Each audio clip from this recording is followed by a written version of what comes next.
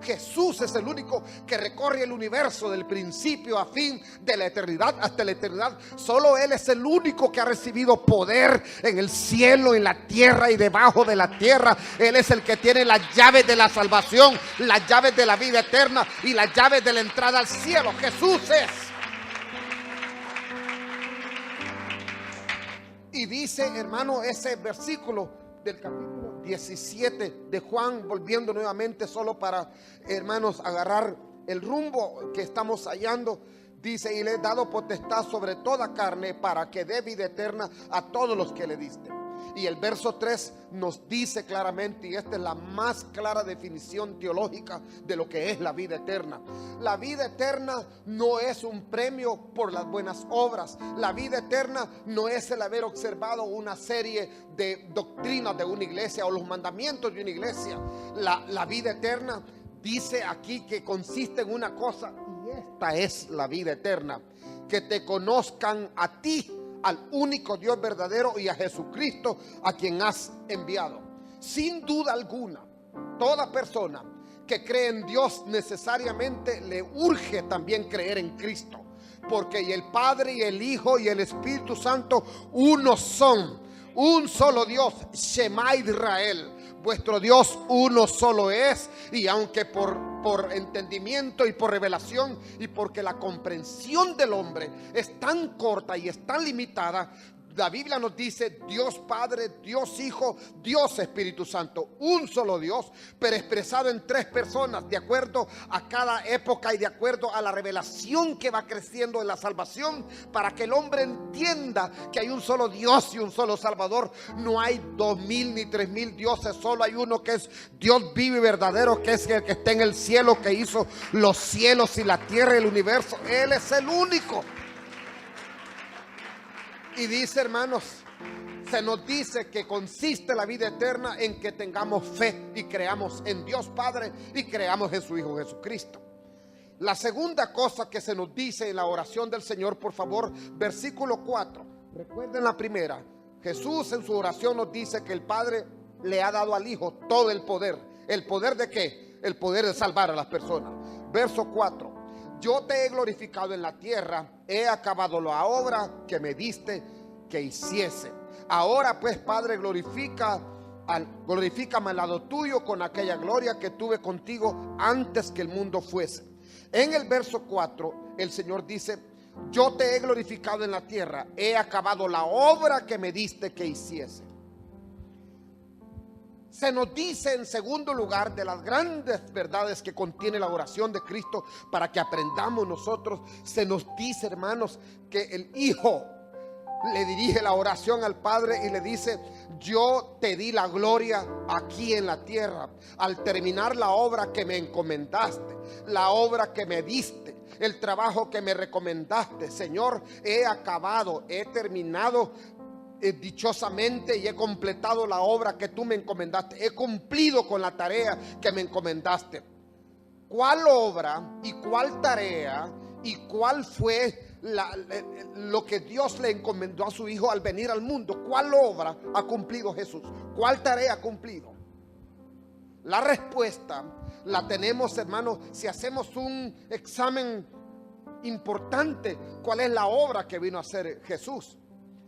Solo voy a pedirles, hermanos, que lean por favor el Evangelio de Juan. Solo adelanten una página y ahí está la explicación. ¿Cuál obra es la que Jesús dice que ha cumplido delante del Padre? Que no hay nada más que hacer, que está hecho.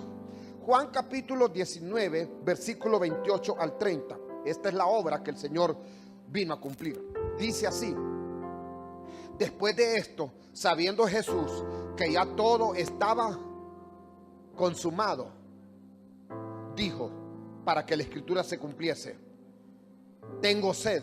Y estaba ahí una vasija llena de vinagre.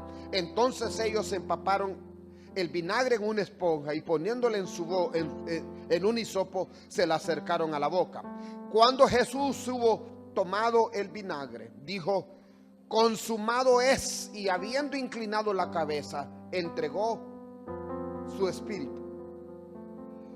Esto es lo que Jesús nos dice, hermanos, en su oración, que cuando Él fue a la cruz del Calvario, padeció, sufrió todo lo que ahí sucedió, pero aunque pudo haberse liberado y pudo haberse evitado la cruz y pudo haber invocado una legión de ángeles para que lo defendieran frente a la captura, hubiera pedido testigos celestiales para que lo defendieran en el juicio viciado que tuvieron contra él, con testigos falsos, con pruebas falsas y llevándolo en un proceso sin que tuviera derecho a defensa.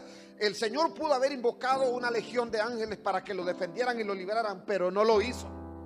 Se mantuvo como un siervo obediente, sumiso, porque él sabía que la obra que tendría que hacer era precisamente ir a la cruz, subirse sobre ella, ser crucificado, y no bajaría ahí hasta que estuviera seguro que la obra se había realizado. Lo que a Jesús lo mantuvo en la cruz del Calvario no fueron únicamente los clavos y no fuera únicamente, hermanos, el deseo de defender lo que había proclamado. Lo que lo mantuvo en la cruz del Calvario era cumplir hasta el último momento el plan y el trabajo y la obra que el Padre le había encomendado, que muriera como Cordero de Dios en la cruz del Calvario a razón de traernos a nosotros salvación y vida eterna. Y la Biblia dice que el Señor estuvo consciente, Él lo sintió, Él lo vivió, Él lo supo. Supo en su espíritu, conoció en su alma que ya había cumplido la tarea. Lo que está diciendo que el Señor miraba a la vuelta de la esquina en la cruz del Calvario por todo el padecimiento y la hemorragia que había tenido a causa del sangramiento profuso que había tenido. Supo que la muerte se acercaba, lo supo. Y cuando supo que la muerte se le acercaba y supo que era el momento de llegar al clímax del sacrificio, al punto de ofrecer su vida por nosotros los pecadores, soportó hasta el último momento, y cuando estuvo seguro y aseguró la salvación nuestra, dijo: consumado es. Ha terminado la obra de la cruz del Calvario. Jesucristo murió en la cruz y se dio a sí mismo y alcanzó salvación para todos nosotros. Acabó la obra.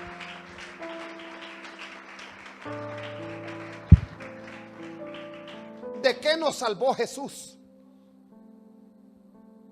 ¿De qué nos redimió Jesús? ¿De qué nos libró? ¿Por qué, hermanos? ¿Qué delitos lo llevaron a la cruz del Calvario? Él personalmente no tuvo ninguno. Pero ¿cuál es la causa? ¿Por qué tuvo que ir, hermano, él a la cruz en lugar nuestro? Uno de los pasajes que se puede ver el orden jurídico, cómo Dios establece la manera en que los hombres que tienen la imputación, es decir, que están acusados por los delitos de su representante legal, que es Adán, dice que Adán, por un solo acto de un solo hombre, afectó a la masa de toda la humanidad, a todos los hombres. Por un solo acto de desobediencia, un hombre, por su obediencia y por su pecado, nos afectó al resto de nosotros. Y todos caímos en calidad de acusados de delitos cometidos por Adán y cometidos por nosotros mismos. Y como consecuencia de la desobediencia y el pecado de Adán, entró la muerte.